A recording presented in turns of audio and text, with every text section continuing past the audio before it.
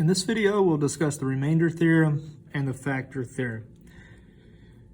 Evaluate f of x equals 2x to the fourth minus 8x squared plus 5x minus 7 when x equals 3. In order to evaluate that, we're going to find f of 3, and f of 3 is equal to 2 times 3 to the fourth power minus 8 times 3 squared plus 5 times 3 minus 7.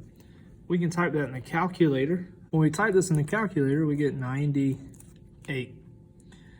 We're going to divide using synthetic division the same function divided by x minus 3. So 3 would go outside our box. Inside our box, we have a 2, a 0, because x to the third is missing, a negative 8, a 5, and a negative 7. The 2 comes straight down. 3 times 2 is 6. 0 plus 6 is 6. 3 times 6 is 18. Negative 8 plus 18 is 10. 3 times 10 is 30. 5 plus 30 is 35. 3 times 35 is 105. And negative 7 plus 105 is 98. What do you notice about the remainder and what we got here? The remainder, and when we evaluated the function, came out to the same number. This always works. This gives us the remainder theorem. It says that when we divide a polynomial,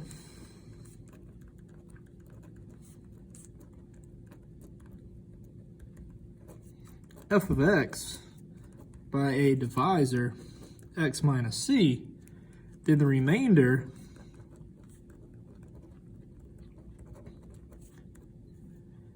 is f of c, the same as when we evaluate the function. Example, couple examples. Let's see. We want to use synthetic substitution to evaluate the following. So x equals negative 1. So negative 1 goes outside the box. So we're using synthetic substitution. So we're doing the process of synthetic division to help us evaluate the function instead of simply plugging negative 1 in for x. The 2 comes straight down. Negative 1 times 2 is negative 2. We add those two together, we get negative 1. Negative 1 times 1 is 1. Negative 3 plus 1 is negative 2. Negative 1 times negative 2 is positive 2. 5 plus 2 is 7. Negative 1 times 7 is negative 7. And negative 8 plus negative 7 is negative 15. So what can we say? F of negative 1 is equal to negative 15. We want to evaluate when x equals 2. We're missing some terms, so we need to make sure we put some zeros in here. 3x to the fifth. There is no x to the fourth or x to the third. There's an x squared, an x term, and there is no constant term. The 3 comes straight down. 2 times 3 is 6. 0 plus 6 is 6. 2 times 6 is 12. 0 plus 12 is 12. 2 times 12 is 24. Negative 2 and 24 is 22. 2 times 22 is 44. 1 plus 44 is 45. 2 times 45 is 90. And 0 plus 90 is 90. So we can conclude that f of 2 is equal to 90. Keep going, a couple more examples. Negative 3, 7, negative 4, and 8. The negative 3 comes straight down. 3 times negative 3 is negative 9. 7 plus negative 9 is negative 2. 3 times negative 2 is negative 6. We add those together, we get negative 10. 3 times negative 10 is negative 30. We add those together, we get negative 22. So we can conclude that f of 3 is equal to negative 22. Negative 2 goes outside. If we're given a number, we don't switch the sign. If we're given a factor or a divisor, we would switch the sign. Negative 1, the coefficients. Negative 1, 8. There is no x squared, so we need a 0, a 13, and a negative 4. The negative 1 comes straight down. Negative 2 times negative 1 is positive 2. We add those together, we get 10. Negative 2 times 10 is negative 20. We add those together, we get negative 20. Negative 2 times negative 20 is 40. 13 plus 40 is 53. Negative 2 times 53 is negative 106.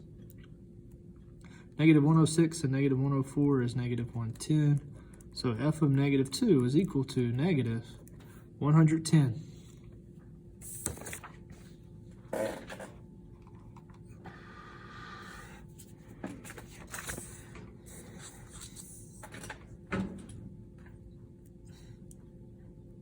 Now let's talk about the factor theorem.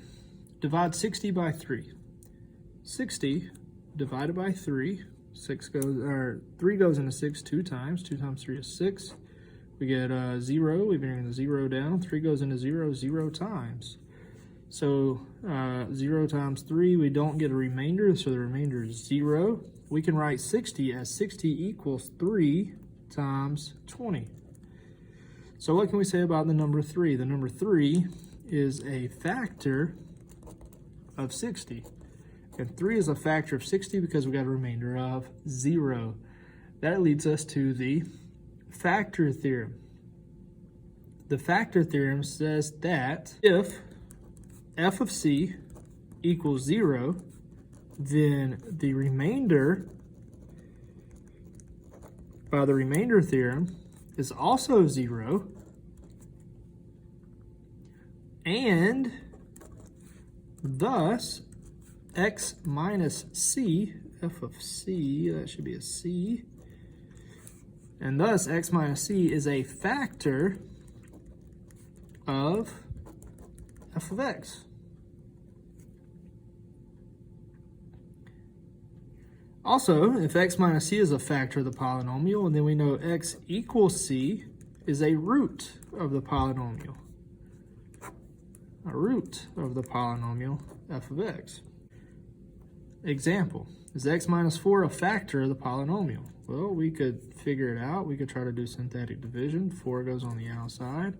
1, negative 3, and negative 4 goes on the inside. The 1 comes straight down. 4 times 1 is 4. Negative 3 plus 4 is 1. 1 times 4 is 4.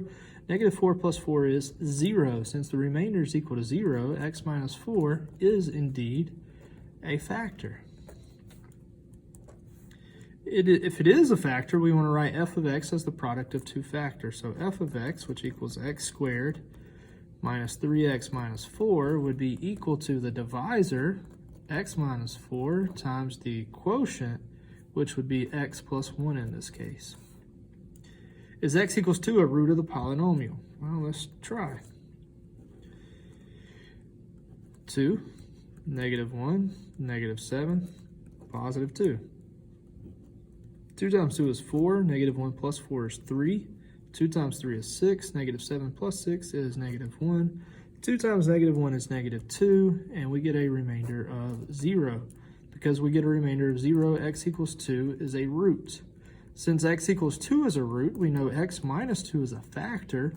And since we know x minus 2 is a factor, we can rewrite f of x as x minus 2 times the quotient, which was 2x squared, plus 3x minus 1.